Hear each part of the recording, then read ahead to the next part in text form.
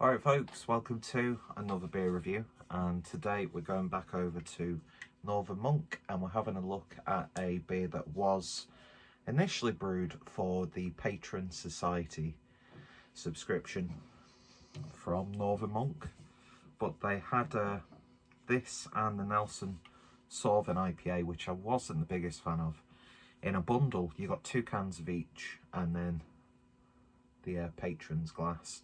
It is a subscription service that I might give a try for a couple of months. I like to sort of every now and then try something for a little bit. Obviously the one that I did for a long time was Beer 52, and then there was the Mikkeller Beer Club. I'm now currently doing the Black Lodge beer subscription. And yeah, because I'm at that point now where every now and then I'll do like a big beer order where I get different beers from different breweries, that sort of thing.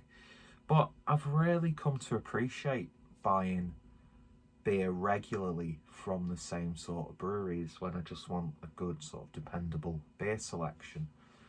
And yeah, so I made a little bit of an order with Northern Monk. Picked this up because I was looking for Teku glasses anyway.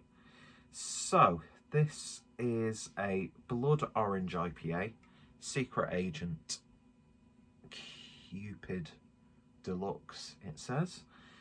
Fresh blood orange juice for that tart, grapefruit and raspberry notes over a pithy. Hang on a minute. Fresh blood orange juice for tart, grapefruit and raspberry notes over a pithy. Am I reading that wrong? Anyway. In an IPA bursting with Citra, Cashmere El Dorado, orange juice and pith, plus Sabro's signature coconut and lime. Didn't actually realise there was Sabro in there, so I'm even more excited because I love a good citrus IPA. So of course, hops and adjuncts, Citra, Sabro, Cashmere El Dorado and blood orange.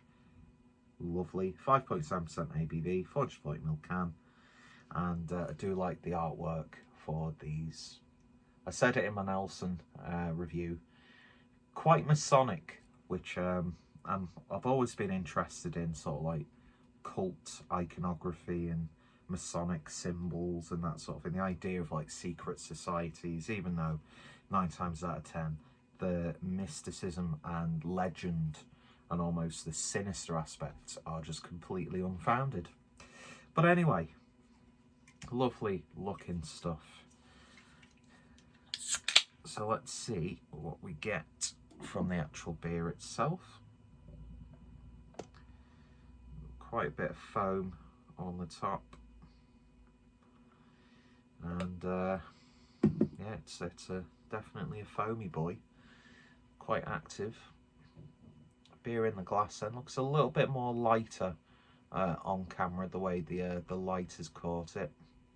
Head is dissipating at a nice steady pace. I poured the beer with 3 fingers worth of a slightly yellowy orangey tinned bubbly white head. Nice amounts of haze in there, pretty standard for the modern IPA. Looking very good indeed, minus the terrible attempt at a pour. Anyway, let's see what we get on the nose.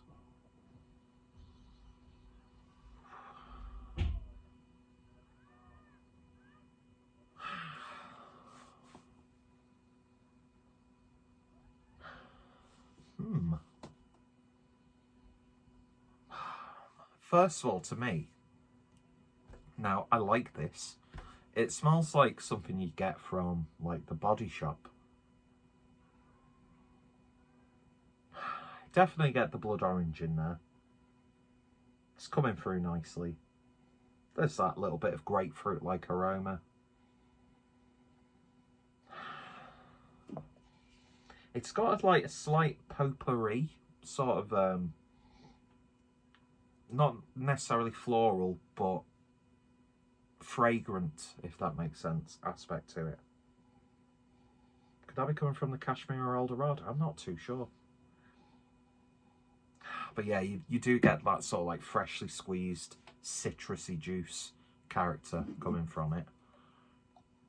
A little bit of lemon, a little bit of lime. It smells nice. It's not like really big, bold, bright or sweet in terms of its hoppy aroma. But what is there is very nice. And it has to be said that this was actually brewed on the 25th of January 2022.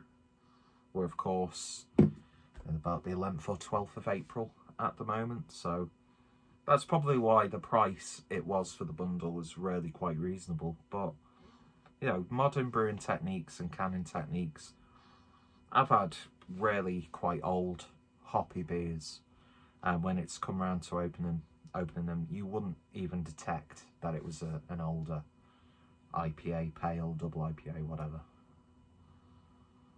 But yeah, very, very intrigued by this, so let's give it a taste. Cheers.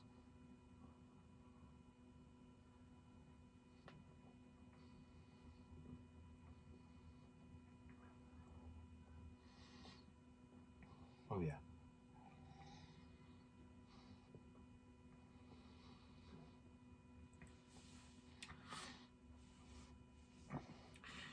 I have a tendency when I'm drinking a beer that's got Sabro in there to talk about the Sabro first, because I love the Sabro hop. Not just because you sometimes get a coconut flavour, which I very much like from Sabro,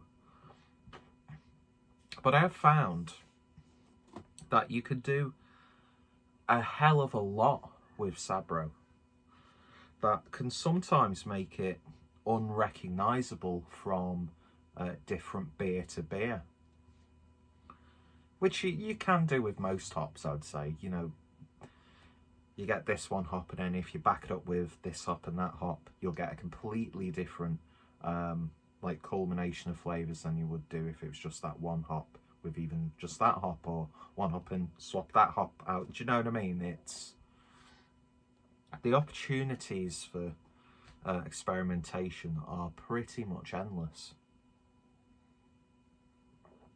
So I am getting that slight coconutty tropical character from the Sabro on this one. Blood orange is definitely there. That I like the sweetness of blood orange, but at the same time, just like the can said, you almost get like a hint of grapefruit in there also.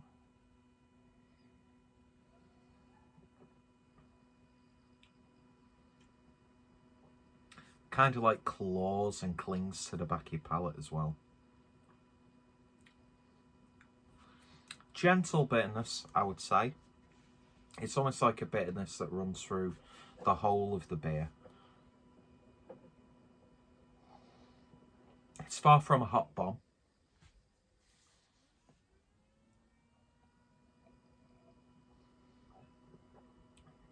But yeah, that's absolutely damn tasty. And I've not really had too many citrus infused IPAs as of late. I had, even though I don't really think you should be supporting a brewery like this, but a certain dog brewery, I don't like to, you know, trash talk breweries within other breweries' videos, because there'll be people at that brewery who probably know people involved with that brewery who aren't to do with whatever toxic, horrific culture there is. And you can't exactly cut off a friendship just because of idealistic or moralistic differences from somebody else not involved with that person. Do you know what I mean?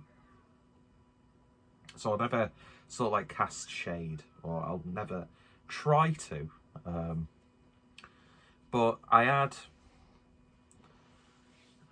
was in Tesco's a few weeks ago, and I saw that they had Elvis juice in the sort of reintroduced 6.5% ABV before they nerfed the ABV Now I used to absolutely love that beer. I love the flavour of grapefruit. That had it in abundance for me. High wire grapefruit, that was always a good one as well. Had that fairly recently, and man, that was like the first time I'd ever tried it. It was just lovely. But I don't know what point I was trying to make there. But so we'll move swiftly on. But this is damn good, and you taste the blood orange, which is really nice. It mixes in nicely with the hop profile. It's got a lovely body to it. It's not the smoothest or heaviest of mouthfeels for an IPA that I've had, because I think if you put something like, you know, an acidic juice into a beer, it is obviously gonna, I could be completely wrong, but you know, I could imagine like blood orange juice or grapefruit juice or whatever sort of juice that's got a good level of acidity will affect the body of a beer. It'll slightly water it down. But this is just really nice. Not overtly sweet, which is good, so it doesn't get too much. And yeah, more blood orange IPAs, please, because this is fantastic. Especially for being a few months old as well. So yeah, very, very happy with that. I would definitely get that again. So that was Secret Agent Cupid Deluxe Blood Orange IPA from Northern Monk as part of their Patron Society exclusive series. Highly recommended. Citra works perfectly, obviously, in a beer like this, and it really shines and complements the addition of blood orange beautifully. So it's a winner chicken dinner for me. Probably won't end up on many people's top 10 beers of the year list, but when I get an opportunity to try a citrus fruit infused beer, then I'm gonna do my best to pick it up, and I'm very happy that I did. And yeah, so if you've tried this, then let me know what your thoughts and opinions are. Are you a fan of Northern Monk? What's some of your favourite citrusy or citrus infused IPAs? I'd love to hear any sort of recommendations. And yeah, Northern Monk's information will be in the description, social media, their web shop as well. And yeah, thanks for watching. You all take care, stay safe, and I shall see you all later. Bye.